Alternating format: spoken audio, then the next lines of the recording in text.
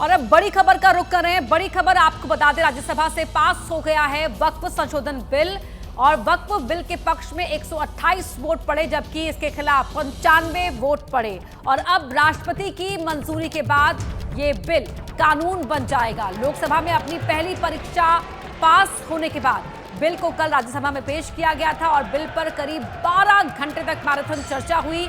सत्ता पक्ष और विपक्ष में बहस और दलीलों के दौर के बाद बीती देर रात वोट पड़े जो 1.5 घंटे तक वोटिंग चली, जिसमें बिल के पक्ष में 128 वोट पड़े और बिल के खिलाफ 95 वोट पड़े।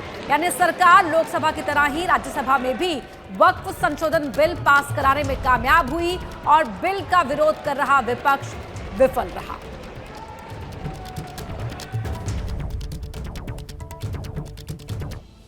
वहीं पार्लियामेंट से वक्फ बिल के पास होने पर प्रधानमंत्री मोदी की प्रतिक्रिया भी सामने आई है। पीएम मोदी ने दोनों ही सदनों से बिल का पास होना महत्वपूर्ण क्षण इसे बताया है और कहा कि हाशिए पर रहे लोगों को इस कानून के बनने के बाद मदद मिलेगी।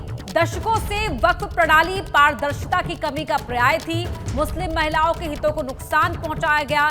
नए कानून से पारदर्शिता बढ़ेगी, लोगों के हितों की रक्षा होगी। ये प्रधानमंत्री मोदी ने अपनी प्रतिक्रिया दी है इन शब्दों के साथ ही बिल के दोनों ही सदनों से पास होने के बाद।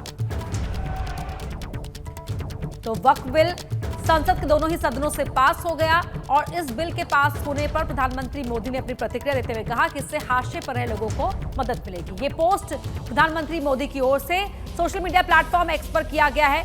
संसद के दोनों ही सदनों द्वारा वक्फ संशोधन विधेयक पास हुआ। सामाजिक, आर्थिक न्याय और समावेशी विकास के प्रयास से महत्वपूर्ण क्षण पीएम ने बताया। जो लंबे समय से हाशिए पर हैं, इससे विशेष रूप से उन्हें मदद मिलेगी। इन लोगों की आवाज और अवसर दोनों से ही इन लोगों को वंचित रखा गया है। संसदीय और समिति की चर्चाओं में भाग लेने वाले सभी सांसदों का आभार।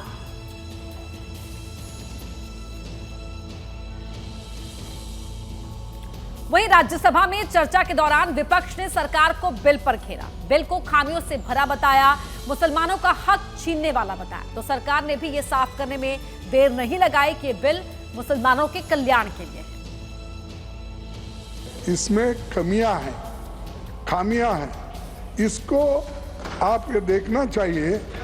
अगर हम लोग जो हम करते हैं वही सही, जिसकी लाठी उसकी भैंस अगर करते गए तो सर ये किसी के लिए ठीक नहीं होगा।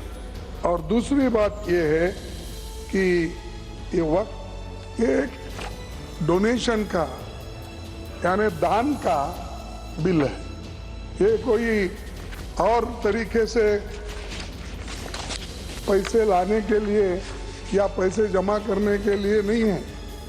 इसको आपने अलग तरीके से इसको देखकर जो माइनॉरिटीज के हकूक है उस हकूक को छीनने की कोशिश एक तरफ की है।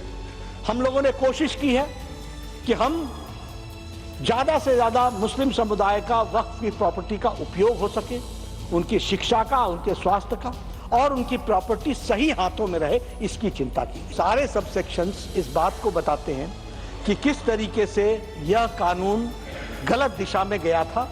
2013 से 2025 के बीच में मुस्लिम भाइयों का बहुत नुकसान हुआ है और जमीन माफियाओं ने बहुत इसमें से मलाई खाई है और जमीन माफिया ने बहुत मलाई खाई है। मुझे लगता है कि कांग्रेस पार्टी इन मलाई खोरों से दूर रहें। हालांकि रहना मुश्किल है आदतन, लेकिन मलाई खोरों से दूर रहें और गरीब मुस्लिम का, उसकी शिक्षा का, उसके स्वास्थ्य की चिंता करेंगे तो बहुत अच्छा रहेगा, ये मैं कहना चाहता हूं। वहीं चर्चा के दौरान सत्ता पक्ष और विपक्ष के बीच जमकर बहस हुई, दलीलें दी गई। बिल पर सवाल उठाते हुए सरकार को मुस्लिम विरोधी बताने की कोशिश की तो बीजेपी की ओर से इतिहास के पन्ने पलटकर और वर्तमान का आईना दिखाकर जोरदार पलटवार किया गया।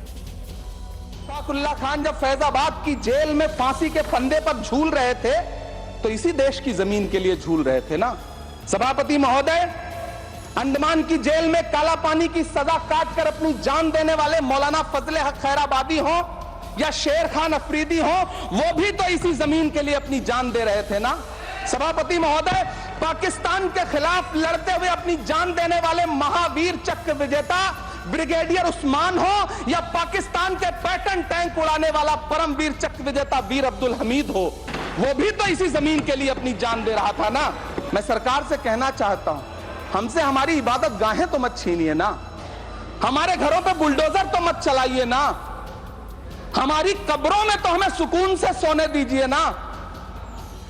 सभापति महोदय, माइनॉरिटी मिनिस्ट्री का बजट कट करके मुस्लिम बच्चों की स्कॉलरशिप बंद करके अब सरकार कह रही है कि हम वक्फ की आमदनी से गरीब मुसलमानों का भला करेंगे। गुजरात की बेटी बिल्किस के बलात्कारियों की रिहाई के बाद उन्हें माला पहनाने वाली लोगों के नेता ये कह रहे हैं कि यह बिल मुस्लिम महिलाओं को उनका हक दिलाएगा। धन्यवाद मोदी जी, क्या बढ़िया सौगातें मोदी दे रहे हैं आप। पहले हमें गुजराते मोदी दिया, आप सौगाते मोदी दे रहे हैं। मैं माननीय प्रधानमंत्री जी अपनी सरकार की तरफ से कहना चाहता हूं कि उन्होंने एक इबादत के भाव से काम किया है, तो मैं कहना चाहता हूं इबादतों की तरह मैं ये काम करता हूं, अपने फर्ज को झुककर सलाम करता हूं, फिर भी आप खिलाफत कर रहे हैं तो तेरी मुखालफत से निखरती है शख्सियत मेरी। मैं सियासी दुश्मनों का भी बहुत एहतराम।